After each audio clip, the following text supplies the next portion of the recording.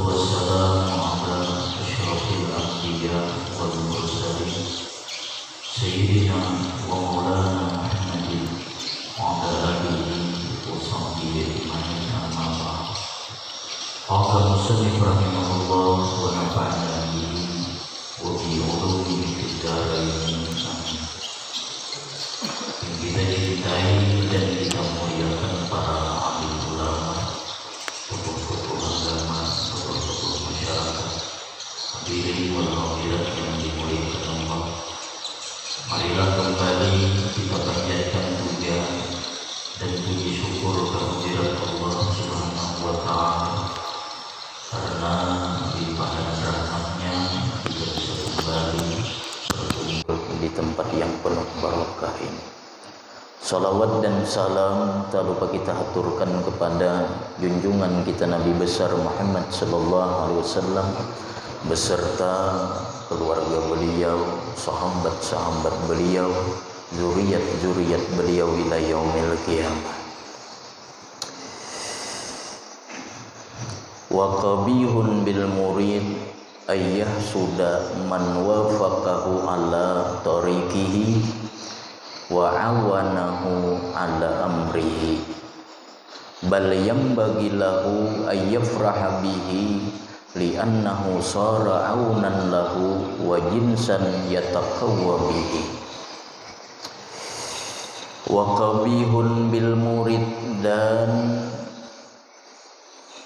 jelek atau jahat sekali bagi orang yang hendak ma'rifah kepada Allah, bagi orang yang hendak menjadi kekasih Allah, ayah sudah man wafaqahu ala tariqihi, bahwa dia dengki, dia hasad terhadap orang yang mensesuainya atas jalannya,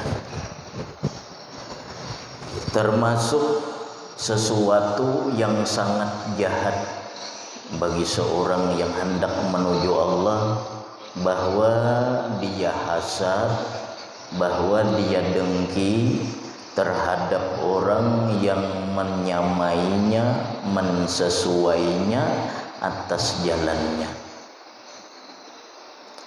Wa awanahu ala amrihi, dan orang yang menolongnya atas perkaranya. Bal yambagi lahu ayyafraha bihi, bahkan seyogianya bahwa dia gembira dengan orang itu, li'annahu sara aunan lahu, karena bahwasanya orang itu menjadi penolong bagi dirinya. Wa jinsan yatakawwa bihi, dan jenis menjadi kuat dengannya. Maksudnya orang yang hendak ma'rifah kepada Allah semalam harus menjaga hati dari maksiat hati, diantaranya dengki. Nah kemudian yang terpaling jahat baginya, dia dengki kepada orang yang sama sejenis dengan dirinya, yang mana orang itu sebenarnya menolong terhadap perkara-perkaranya. Misal seorang ulama dengki terhadap ulama, nah itu sangat jahat. Dengki kepada orang yang seharusnya dia anggap sebagai penolong dirinya. Seyogianya dia gembira ada orang yang membantu untuk urusan agama,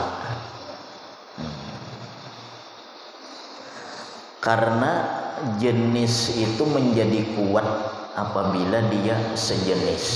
Misal ada orang berjualan sayur, di sini seorangan berjualan sayur. Nah di sana ada pasar sayur yang mana di situ orang berkelompok. Maka orang banyak kemana? Pasti mencari ke tempat pasar sayur situ. Sebenarnya jenis-jenis itu bila ketemu saling memperkuat. Misal ulama sesama ulama dia memperkuat. Agama itu amanah yang harus diangkat bersama. Jadi kita misal memiliki beban, kan beban tuh. Lalu ada orang hendak membantu kita mengangkat, misalnya meja nih kita kada kau mengangkat sorangan. Lalu ada orang datang hendak membantu mengangkat. Seharusnya kita senang karena dia menjadi penolong bagi kita dan meringankan beban kita. Nah apabila dia dengki, apabila dia hasad, maka ini sepaling jahat yang terjadi bagi si murid, bagi si orang yang hendak menuju Allah. Dengki terhadap orang yang sama jalan dengan dirinya. Pedagang dengki dengan pedagang, petani dengan petani. Nah itu sangat jelek. Wal mu'minu kasirun bi akhih, dan orang mukmin itu menjadi banyak dengan saudaranya. Seorang mukmin dengan mukmin yang lain dia menjadi kuat dengan sebab banyak. Nah begitu juga kita sesama orang yang satu profesi, satu jalan, seharusnya menjadi kuat, tidak saling dengki, tidak saling hasad.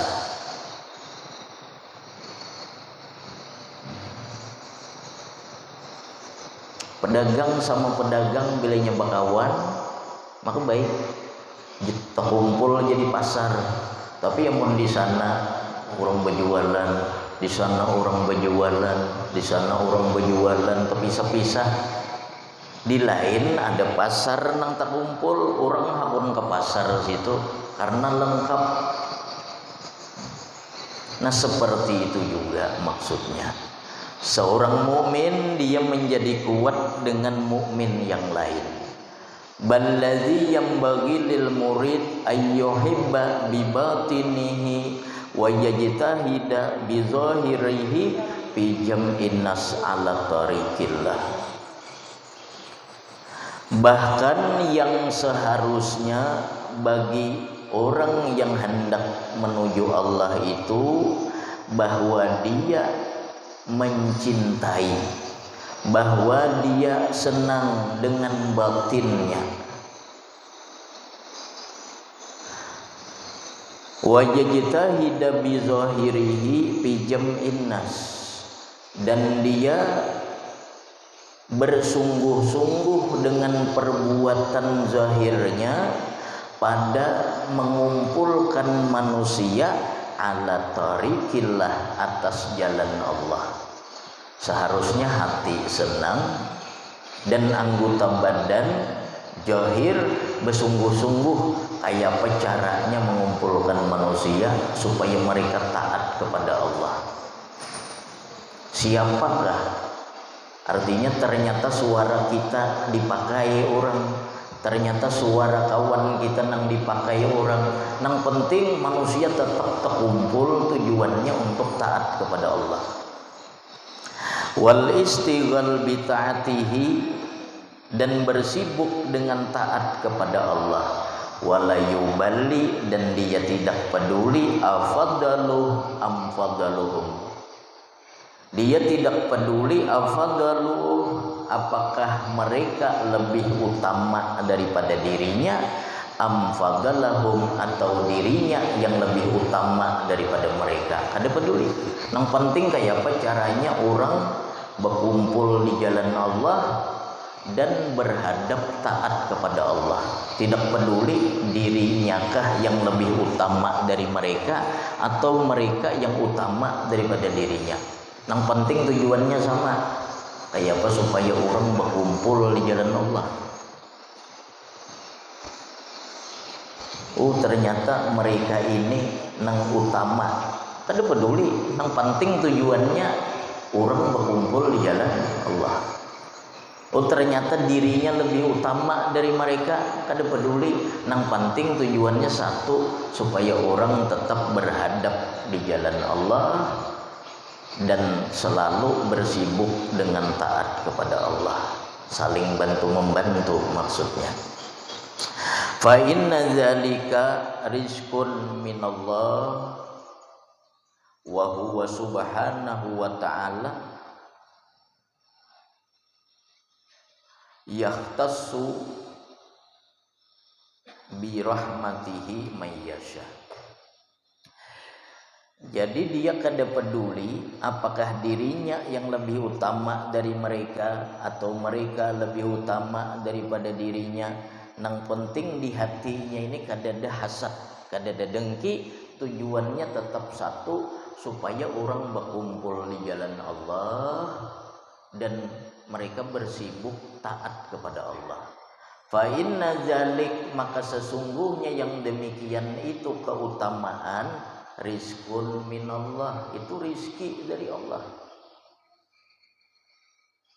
Ternyata dirinya lebih utama, itu pemberian Allah. Ternyata mereka lebih utama daripada dirinya, itu pun pemberian Allah. Yang mana kita ketahui bahwa Allah apabila memberi seseorang keutamaan, itu murni kehendak Allah. Karena tidak ada yang bisa memaksa Allah. Apabila ada seorang hamba tidak senang dengan apa yang diperbuat Allah, tidak senang dengan keputusan Allah, maka si hamba itu memusuhi Allah terang-terangan. Mereka diberi Allah keutamaan, berarti Allah Ta'ala ini murni menghendaki mereka diberi keutamaan dan tidak ada yang memaksa Allah Ta'ala. Lalu kita tidak setuju, nah berarti memusuhi Allah secara terang-terangan. Nah itulah bahayanya dengki. Kita mengetahui dengki itu membakar, memakan kebaikan, sebagaimana api memakan kayu bakar. Tetapi lebih dalamnya lagi, dengki itu adalah memusuhi Allah terang-terangan. Karena apabila dia tidak setuju orang lain diberi nikmat, berarti dia menganggap Allah salah mengambil keputusan. Tetangga kita diberi nikmat, lalu kita kada senang, berarti menganggap Allah salah dalam bertindak, salah dalam mengambil keputusan. Padahal Allah apabila memberi seseorang, itu murni kehendaknya, murni karena keadilannya, dan murni tidak ada yang bisa memaksa Allah. Itu keutamaan, tidak peduli, itu pemberian dari Allah. Wa huwa subhanah, dan dia Allah subhanahu wa ta'ala yahtassu birahmatihi mayyasha, dia menghususkan terhadap orang yang ia kehendaki dengan rahmat-rahmatnya. Allah memiliki sifat namanya iradat, berkehendak. Bila sesuatu dikehendaki Allah, berarti murni itu kehendak Allah, kada ada nang kawa memaksa Allah. Bila seorang hamba tidak senang, maka buruk adab terhadap Tuhan. Wafil kalbi, dan di dalam hati itu akhlakun kasiratun mazmumatun, di dalam hati itu ada akhlak-akhlak yang banyak, yang mazmumah, yang tercela. Lam nazkurha, kami tidak menyebutkannya, hirsan alal ijaz, karena kami menghendaki ringkas di dalam kitab ini. Jadi beliau Habib Abdullah bin Alwi Al-Haddad tidak menyebutkan secara rinci penyakit-penyakit hati. Hanya beberapa beliau sebutkan di dalam kitab ini karena beliau hendak membuat kitab ini secara ringkas. Wa qad nabbahna ala ummahatiha, dan sungguh kami telah memberikan peringatan, menjagakan atas induk-induknya. Wa ummul jami, dan induk keseluruhan daripada penyakit hati, wa asluha, dan asalnya, wa magrisuha, dan tempat tumbuhnya, hubbud dunya, yaitu cinta kepada dunia. Kenapa orang dengki? Kadang dikarenakan hubbud dunya juga asalnya. Kenapa orang takabur, ria? Kadang karena hubbud dunya juga asalnya. Jadi ujar beliau, kami tidak menyebutkan satu persatu. Adapun yang beliau sebutkan semalam, kibir, ria, hasad. Nah, padahal banyak lagi hubbud tama, banyak lagi. Tetapi ujar beliau, kami peringatkan tentang induknya, asal dari keseluruhan, yaitu cinta kepada dunia. Fahubbuha ra'su kulli khati'ah, maka cinta kepada dunia itu induk tiap-tiap kesalahan. Orang terjadi berkelahi antara saudara, kadang-kadang karena dunia juga, berebut warisan lah. Kenapa orang mau menipu? Karena dunia. Kenapa orang mengurangi takaran, timbangan, ukuran? Karena dunia. Kenapa orang berkelahi? Karena dunia. Kenapa orang saling bunuh-membunuh? Karena dunia. Baik berebut pangkat, berebut harta, dan sebagainya. Walhasil, ra'su kulli khati'ah, induk tiap-tiap kesalahan itu cinta kepada dunia.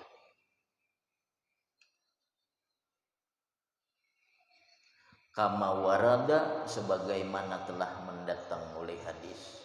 Ada hadis Nabi, ujar Nabi, hubbud dunya ra'su kulli khati'ah, cinta kepada dunia itu induk tiap-tiap kesalahan.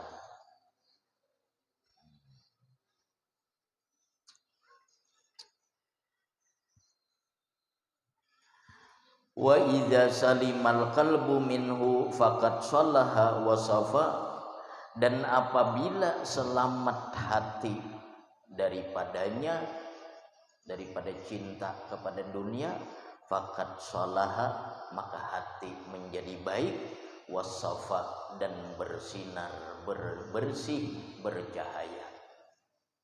Jadi kuncinya hati. Kuncinya hati. Wataba, dan hati itu menjadi baik. Wata'ahala biwaridatil anwar, dan hati tadi siap dengan datangnya warid cahaya dari Allah Subhanahu wa taala. Wasallaha lil mukasyafati bil asrar, dan hati tadi menjadi patut bagi dibukakannya segala rahasia-rahasia. Jadi orang-orang yang terbuka rahasia tentang ketuhanan, rahasia tentang batin, itu hati kuncinya. Bersih daripada segala penyakit-penyakit hati.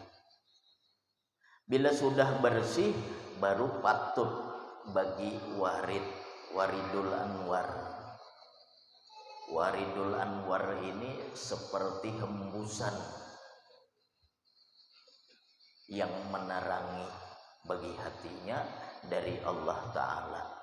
Apabila demikian, wasallahal mukasyafah bil asrar, maka patutlah hati tadi terbuka untuk menerima rahasia-rahasia dari Allah.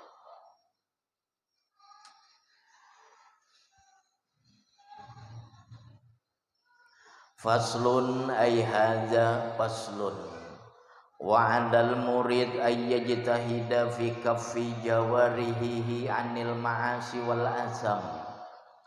Dan atas orang yang hendak ma'rifah, hendak menjadi kekasih Allah, ay yajtahida fi kaffi jawarihi 'anil ma'asi wal asam, bahwa hendaklah dia bersungguh-sungguh pada menahan anggota-anggota badannya daripada maksiat dan dosa. Karena orang makrifah itu jawarihnya ini, anggota badannya ini harus bersih ketika menghadap Allah. Hatinya harus bersih ketika menghadap Allah. Ruhnya harus bersih ketika menghadap Allah. Jadi kadangkala orang hendak menjadi kekasih Allah itu cuma hati yang bersih tanpa menjaga anggota badan daripada dosa. Karena amal itu ada 3. Ada amal syariat, ada amal tarikat, ada amal hakikat. Amal syariat li islahil jawarih, tujuannya untuk membagusi badan kita ini supaya layak bertemu dengan Allah. Tangan kada melakukan lagi maksiat, kaki kada berjalan ke tempat maksiat, mata kada memandang kepada maksiat. Walhasil amal syariat itu li islahil jawarih, untuk mempatutkan badan kita untuk bertemu Allah. Adapun amal tarikat itu li islahil qulub, supaya membaguskan hati, supaya ketika menghadap Allah hati bersih, anggota badan bersih. Adapun hakikat li islahil arwah, untuk membaguskan roh. Karena roh nang bagus, nang patut bertemu dengan Allah.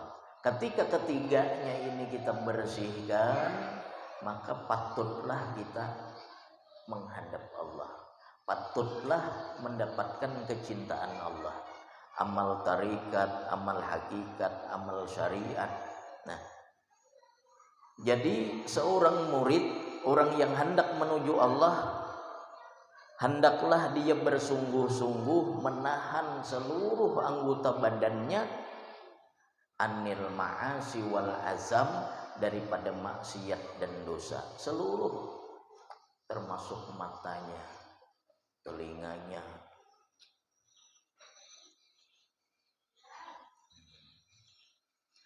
Wala yuharrika syai'an minha illa fi ta'atin wala ya'malu biha illa syai'an ya'udu alaihi naf'uhu fil akhirah.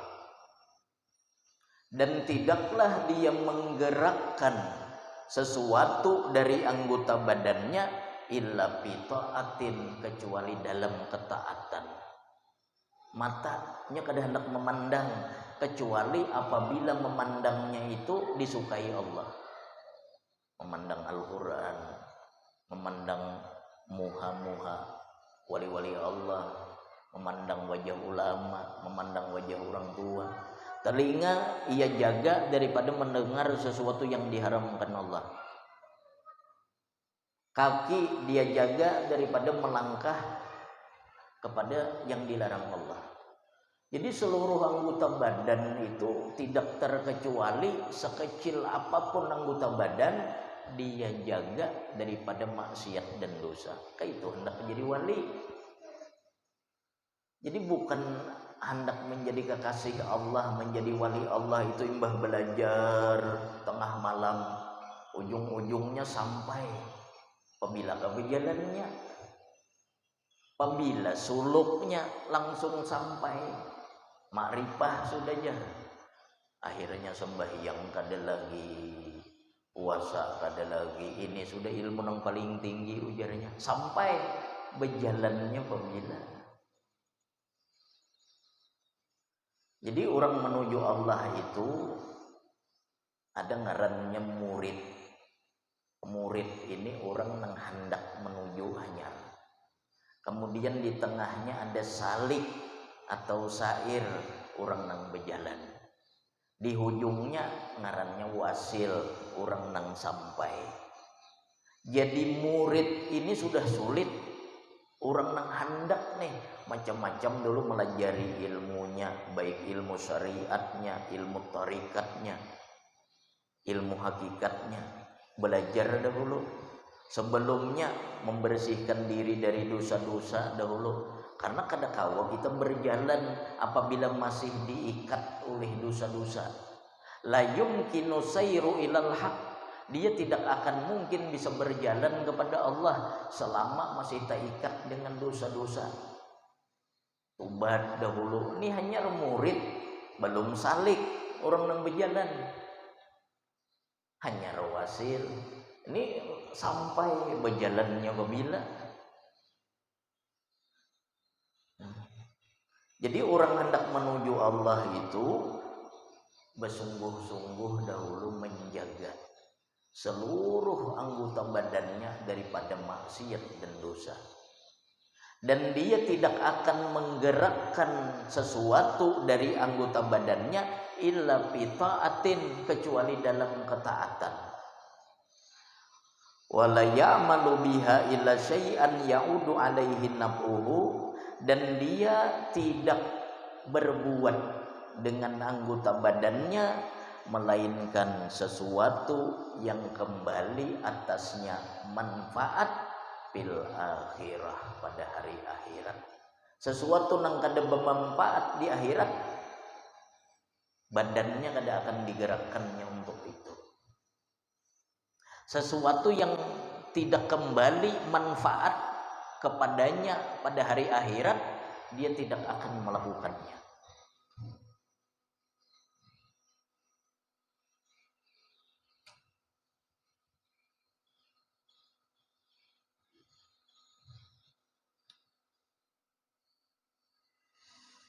Wal yubalik fi hibzil lisan, dan hendaklah dia bersengatan pada memelihara lisan.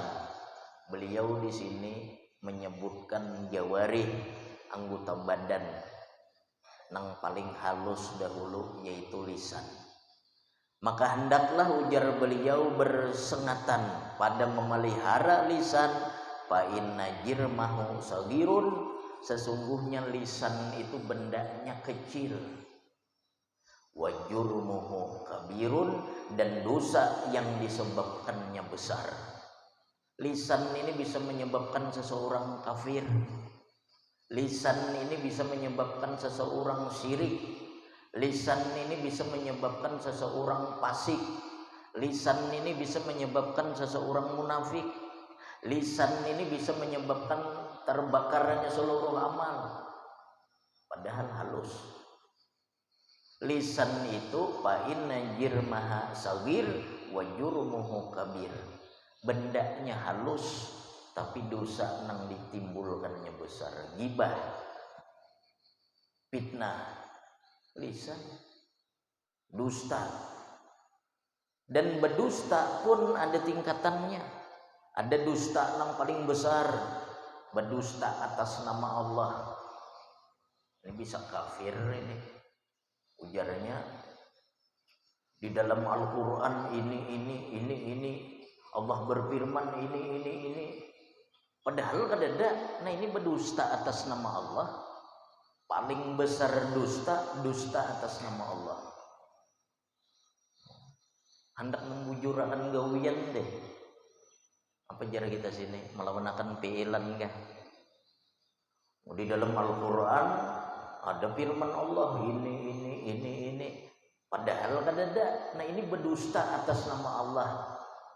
Salah-salah bisa kafir orang ini, karena bisa menghalalkan yang haram dan bisa mengharamkan yang halal. Ada lagi dusta besar juga, dusta atas nama Rasulullah. Rasulullah Shallallahu Alaihi Wasallam bersabda, barang siapa ini padahal kedada itu. Nah ini akibatnya apa? Lisan. Belum lagi banyak dosa lisan ini. Menuduh orang kafir.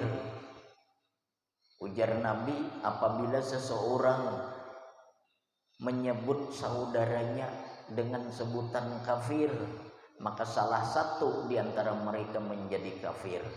Bila orang yang dituduhnya kafir tidak kafir, maka kekafiran kembali kepada orang yang menuduh. Nah, apa tuh? Lisan. Kafir. Padahal orangnya kada kafir, nang disebut kafir, maka kekafiran kembali kepada orang yang menuduh. Sama syirik. Ternyata orang nang dituduh nih kada syirik, maka syirik itu kembali kepada nang menuduh. Gara-garanya lisan. Nah, kada gagampangan bisa menyebabkan orang kafir, syirik, fasik, munafik, macam-macam. Fa inna jirmahu sagir wa jurmuhu kabir. Maka ujar beliau, hendaklah benar-benar memelihara ini lisan. Lama aja orangnya, tapi gara-gara lisan ini bisa sekampung sini dengan sekampungan di sana perang. Gara-gara lisan, gara-gara namimah yang di sini diantar ke sana, habar nang di sini deh diantar ke kampung sana, menjelekkan di sana. Karena habar di sana dibawanya ke kampung sini, menjelekkan nang di sini. Akhirnya orang perang. Gara-garanya nang halus nih aja bendanya. Nah, maka ujar beliau, fal yuballigh fi hifzil lisan, maka hendaklah di antara seluruh anggota badan itu nang diperhatikan dahulu bersengatan adalah lidah. Karena lidah bendanya kecil, tetapi akibat dosa-dosa yang ditimbulkannya sangat besar. Fal yakupahu anil kadzib, maka hendaklah dia menahan lisannya daripada dusta.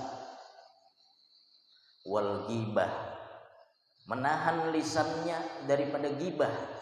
Wasairil kalamil mahdzur, dan seluruh perkataan-perkataan yang dilarang. Berdusta tadi. Memang berdusta itu hukumnya banyak. Cuma hukum asalnya haram. Bahkan tadi bisa orang nang berdusta itu salah-salah kafir. Cuman ada kadang keadaan-keadaan yang kita dibolehkan berdusta.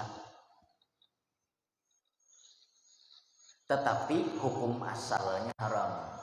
Kullu kaidatin lahul mustasna. Tiap-tiap kaidah memiliki pengecualian. Berdusta hukumnya haram, kecuali, nah ada kecualinya.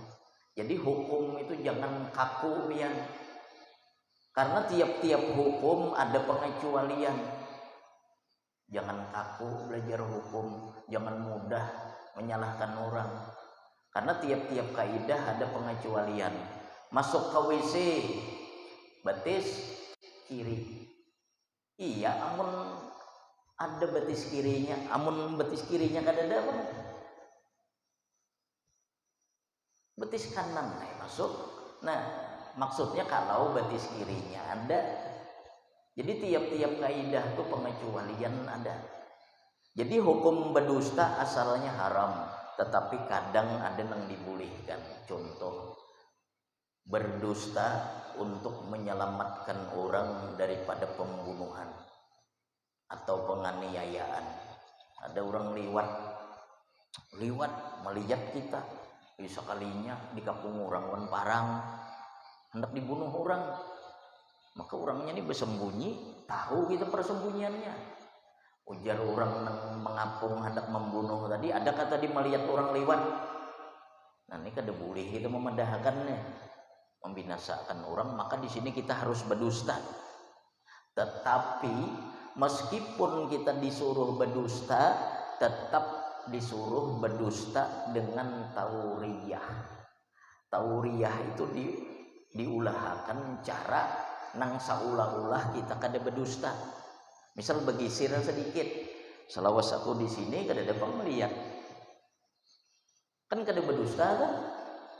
Nah, boleh berdusta, tetapi tetap disuruh mengulahkan cara seolah-olah kita kada berdusta. Adakah orang melihat tadi orang lalu sini buka begisir sedikit gitu lah. Ujar kita selawas aku di sini kada ada melihat pak. Berdusta ada hukum nang makruh. Mendustai bini. Ujar bini nyaman lah masakannya nih. Dipadahkan kada nyaman kalau kada dihiraninya lagi. Berdusta nyaman benar nih. Cuma makruh. Dipadahkan kada nyaman bakalahi kayaknya. Jadi ujar nang bini nyaman lah masakan ku tadi. Ujar nang laki masa nyaman aja bang, masa nyaman. Dipadahkan kada nyaman kalau kupina di tumpahnya boleh aja makruh. Nah, cuma hukum asal haram. Tetapi ada beberapa pengecualian. Gibah hukum asal haram, tapi ada beberapa keadaan boleh gibah, seperti orang yang senang menampakkan kemaksiatan di tengah umum. Inya gembira sudah dengan kemaksiatannya sehingga inya kada sopan lagi dia nampakkan di tengah umum, maka kita sebut kada berdosa, kada gibah ngarannya. Orang tuh mabuknya ini di dalam rumah, kada denang tahunya dalam rumah, kada bertampai di tengah jalan. Lalu kita ceritakan si anu tuh pemabuk ini itu gibah. Kenapa? Inya sembunyi-sembunyi. Nah kalau orang nang di pinggir jalan mabuk ketujuh, artinya dia terang-terangan sudah menggugurkan kehormatannya, orang ini kada berdosa lagi digibah. Pemimpin yang zalim kada berdosa digibah. Orang bakhil, al-bakhil la gibatalah. Orang bakhil tidak ada gibah baginya. Orang tuh pemalar, ujar kita sidin tuh pemalar, kada berdosa. Kenapa? Ini keluar daripada kaidah. Cuma kaidah asal hukumnya haram. Ada orang bertanya di kampung tuh, mencariakan laki atau mencariakan bini. Lalu dikiau orang kita, ujar orang, aku ini hendak mengawinakan anakku dengan itulah. Tahu lah igam, tuh ada bibinian di sana tuh. Aku hendak mengawinakan anakku dengan itu. Baiklah orangnya. Di sini kita boleh mengisahkan sebujurnya untuk menyelamatkan orang. Kada gibah. Apa? Gibah tapi kada berdosa. Hukum asal haram, tapi ada beberapa keadaan yang kada haram. Banyak hukum itu ada pengecualian. Rukun sembahyang 13. Kalau sembahyang fardu. Kalau sembahyang sunat, berapa rukun sembahyang? Berbeda sudah. Jadi 12 saja lagi. Karena dalam sembahyang sunat berdiri bukan merupakan rukun. Orang sembahyang sunat itu tanpa uzur boleh aja duduk. Nah, jadi hukum itu ada pengecualian. Jadi kalau kita melihat, maka cari dahulu barangkali ini. Jadi untuk mempunis itu kaina dahulu ada pengecualian. Nah sama di sini ujar beliau, hindari dari dusta, ghibah dan seluruh perkataan-perkataan yang dilarang.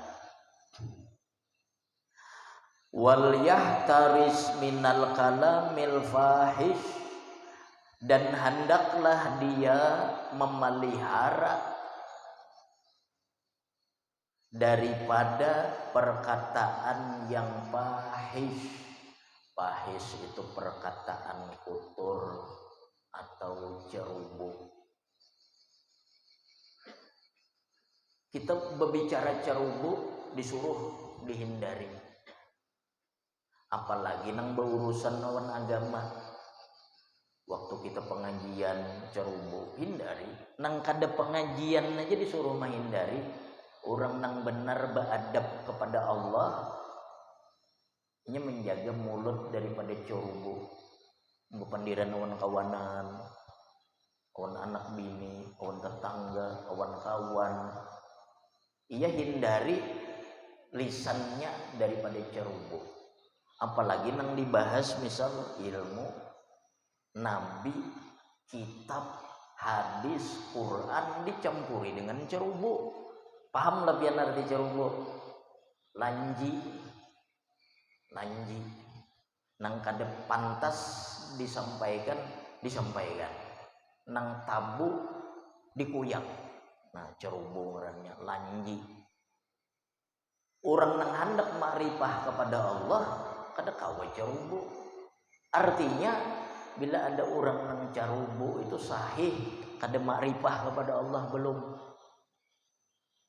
Karena adab orang hendak ma'rifah ini menjaga lisan daripada ceroboh. Kalau ada orang ceroboh kada ma'rifah, orang itu sudah jelas.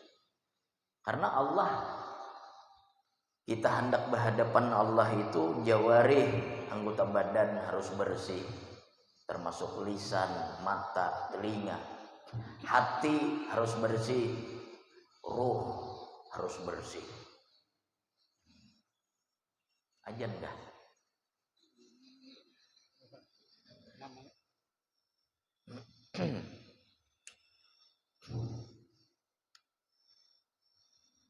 Wa minal haudi fi malayani, dan hendaklah dia memelihara lisannya daripada masuk kepada sesuatu yang tidak bermanfaat. Fi malayani, pada sesuatu yang tidak bermanfaat kepadanya. Bepandir nang kada bermanfaat. Fa illam yakun muharraman wa illam yakun muharraman, sekalipun perkataan itu tidak diharamkan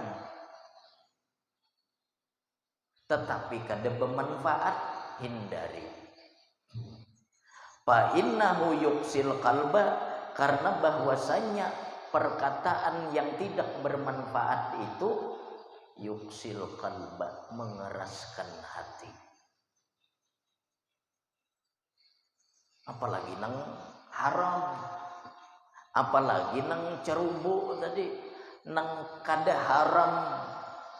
Apabila kada bermanfaat itu kalau kebanyakan bisa mengeraskan hati. Kadang kita kada sadar bahwa kita ini hati itu keras. Hati keras itu lam tanfa bihil mau'izah, kada bermanfaat lagi nasihat tu orang nang hati keras tuh. Dinasihati awan Al-Quran kada mempan, dinasihati awan hadis kada mempan, dinasihati dengan perkataan para ulama apalagi kada mempan. Kenapa? Hatinya keras. Cuman kadang penyebab hati keras itu biasanya berbicara nang kada bermanfaat, berlebihan. Meskipun kada haram, tetapi menyebabkan keras hati. Bila keras hati, maka nasihat kada bermanfaat lagi, menangisi kesalahan kada kawa. Orang keras hati itu kada mau lagi menangisi kesalahan kada kawa. Ingat nang dahulu-dahulu maksiat kada mau matanya menitis. Kada mau menitis air mata. Kenapa? Hati keras. Mengingati berapa banyak sudah maksiat dengan Allah. Tubat, menyesal, kada mau menangis, hati keras. Amun orang nang hati lemah, lembut itu nalakasnya menangis. Itu cirinya tuh. Cuma bukan berarti orang nang kada menangis itu hati keras. Kebanyakannya hati keras itu mata kita ini kada mau lagi menangis.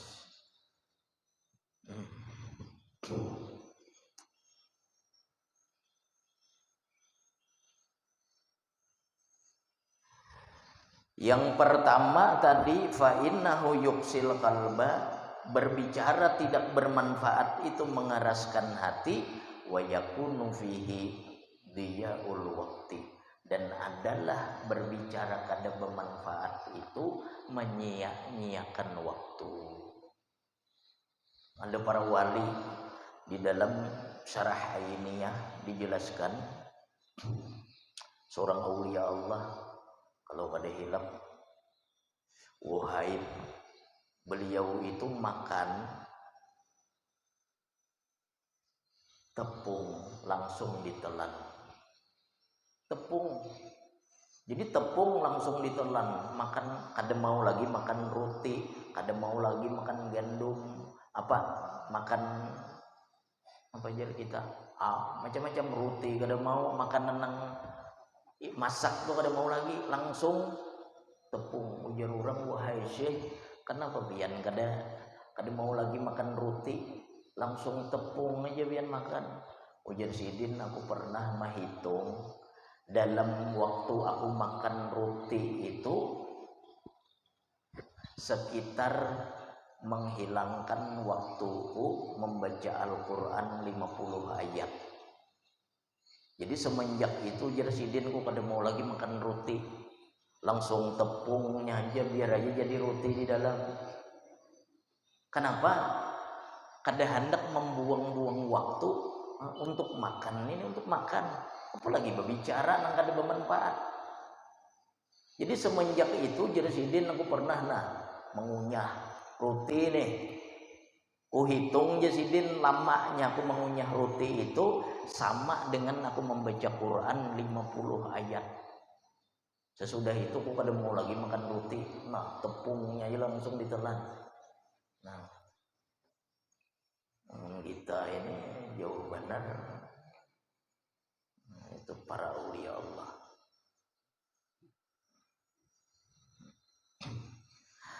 Bal yambagi lil murid ayyuharrika lisanahu, bal yambagi lil murid alla yuharrika lisanahu, bahkan seharusnya bagi orang yang hendak ma'rifah menjadi kekasih Allah bahwa dia tidak menggerakkan lisannya illa bitilawatin, kecuali untuk baca Quran, au dzikrin atau berzikir, au nushil li muslimin atau memberi nasihat kepada orang muslim, au amrin bi ma'rufin atau amar ma'ruf, au nahyin an munkarin atau nahi munkar, au syai'in min hajati dunyahu allati yasta'inu biha ala ukhrahu, atau menggunakan lisan kepada sesuatu daripada hajat dunia, tetapi hajat dunia yang nanti menolong dirinya di akhirat.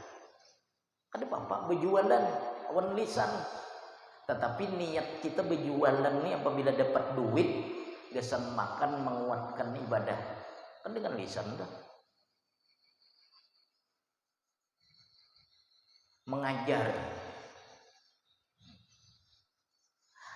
atau kepada sesuatu